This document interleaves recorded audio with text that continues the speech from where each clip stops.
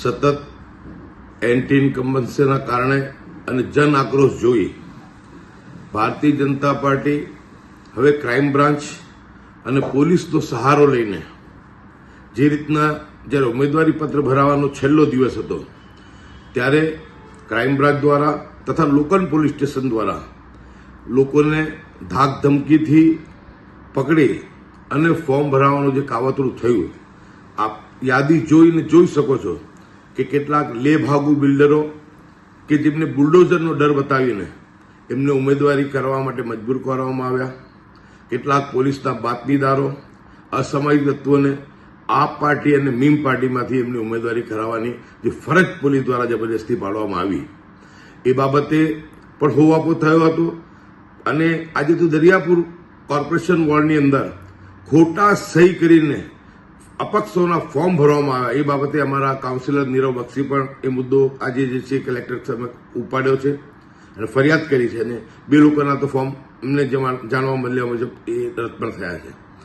પણ હવે જ્યારે સ્ક્રુટિની થઈ ગઈ છે, ઉમેદવારો ફાઇનલ થઈ ગયા છે, તેવા સમયે પોલીસ દ્વારા લોકલ પોલીસ સ્ટેશનની અંદર અને ક્રાઇમ બ્રાન્ચના ઉચ્ચ અધિકારીઓ સામાન્ય નાગરિકોને બોલાવીને ધમકાવી રહ્યા છે કે તમે આપ પાર્ટીનું કામ કરો અથવા મીમ પાર્ટીનો ના કરતા હો તો તમે તાત્કાલિક અમદાવાદ છોડીને ચાલ્યા જાઓ, ચૂંટણી પતે પછી તમે આવજો.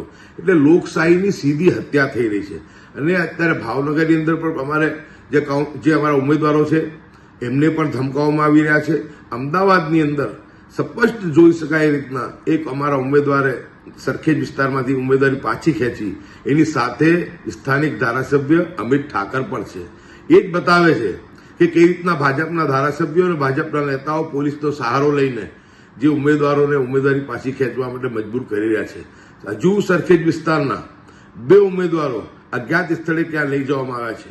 હું રાજ્યના ઇલેક્શન કમિશનરને, સીઈઓને, કલેક્ટરશ્રીને અને રાજ્યના ડીજીપીને કહું છું કે તમામ પોલીસ સ્ટેશન અને ક્રાઇમ બ્રાન્ચના તાત્કાલિક સીસીટીવી કેમેરા ચેક કરવામાં આવે, ઉચ્ચ અધિકારીઓના મોબાઈલની કોલ ડિટેલ કાઢવામાં આવે અને જે વિસ્તારમાં આવી ઘટનાઓ બની છે કે જ્યાં બુટલેગરોએ ઉમેદવારી નોંધાઈ હોય અને જ્યાં આજે ધાકધમકીની ફરિયાદ આવી રહી હોય ઉમેદવારી પાછી ખેંચતા હોય એવા તમામ પોલીસ સ્ટેશનની અંદર કોલ ડિટેલ મંગાવી, સીસીટીવી કેમેરા મંગાવી રાજ્ય ચૂંટણી પંચની જવાબદારી છે કે આ લોકશાહીની હત્યા કરનારા જે અધિકારીઓ છે તાત્કાલિક એમને સસ્પેન્ડ કરવામાં આવે.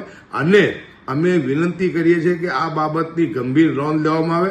આવતીકાલે અમારે કોંગ્રેસના ઉચ્ચ કક્ષાનું પ્રતિનિધિ મંડળ, રાજ્યના ડીજીપી અને રાજ્યના સીઈઓ ચૂંટણી અધિકારીને પણ અમે મળવાના છીએ અને અમારી માંગણી છે કે તાત્કાલિક આ લોકશાહીની હત્યા બંધ કરવામાં આવે.